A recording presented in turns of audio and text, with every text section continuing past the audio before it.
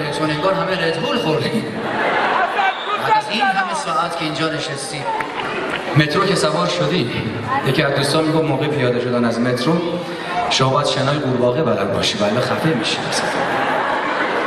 بگیم حریم ها در جاهای مختلف متفاوته. مثلا شما تو پارک وقتی روی صندلی پارک میشینی، حریم انسان ها حدود 2 متر حتی بیشتره. مثلا اگه اون ور صندلی پارک شما یکی بشینه چپ چپ بهش نگاه میکنی منظوری داره جون این همه صندلی پارک به این بزرگی. حریم بیشتر تو پیاده رو 1 متر. از 1 متر کسی نزدیکتر به تو راه بره تو پیاده رو با خود میگه این یکی کلک تو کارش هست. در مترو حریم در حلق همدیگه هست. هیچ اشکالی نداره. میگفت تو الکی رو LCD گوشیت بزن که یه روزی بهش باز 200 نفر نگاه میکنه. همه سرشو تو گوشی تو. عکسای خانوادگی میگفت داشتم نگاه میکردم. بغل دسته اون قبلیه رو من خوب ندیدم.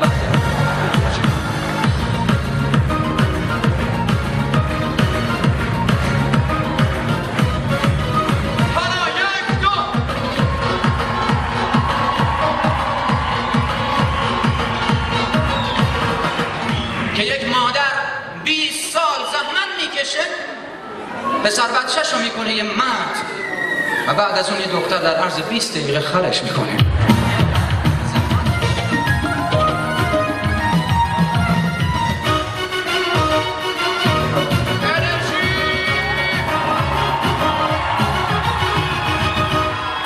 همه چیمون عجیب غریبه. دقت کردین این پسر دبیرستانیا تو خیابون دارن میرن تا یه دختر ببینه همدیگه رو شروع میکنن زدن. چه کاریه؟ چه فرقی از کجا گرفتید؟ همدیگه رو شروع کنن زدن.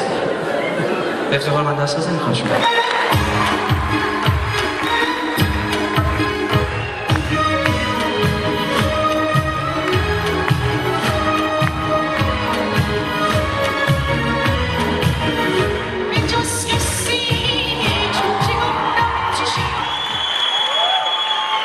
خیلیاتون هم دارین میخندین در حالی که لبخند همیشه قشنگ نیست، مخصوصا زمانی که سبزی رو در میلاد گیر کردیم یا پوست تخمه یا پوست گوجه. این صحنه زننده این درجه سبین چه قوقایی میکنه. تنها جنس چینی که در اعلا بودن شک نیست دیوار چینه که بعد از 3 سال هنوز خراب نشده. سال هاست حالا باقی جنس چینی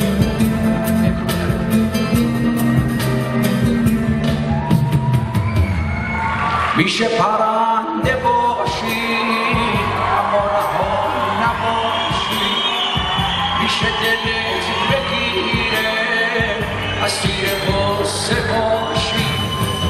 همه که آسمونه دنیای تو. یک بار در زندگی بدبختی رو بوسیدیم گذاشتیم کنار، حالا دیگه ول نمیکنه، همش میگه بوس بده.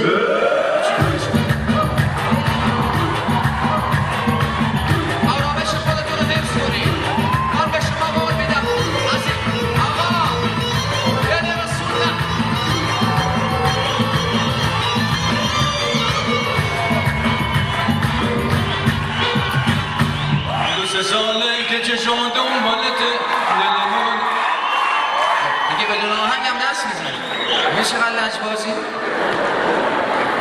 چون صحبت از محسن یگانه و محسن چاوشی شد، تفاوتی در کار محسن چاوشی نسبت به خواننده های دیگه از هم جنس صدای خراشیده و خسته است و یکی از آهنگ های محسن چاوشی در سالهای اخیر که من گوش کردم برای اولین بار خیلی باعثش خانم من چیزی نگفتم میخوندی.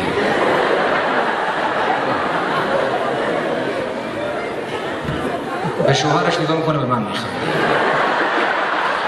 خب خوب بود این همین شکلی بود بهش میخواد.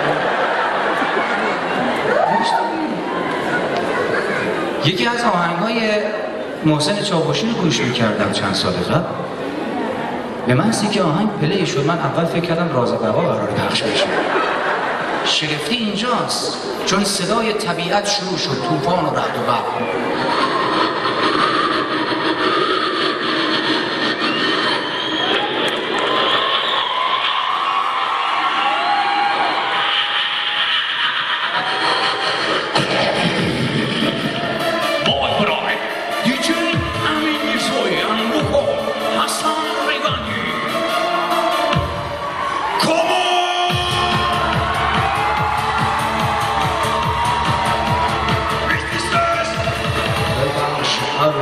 قصه قصه که امشب کرده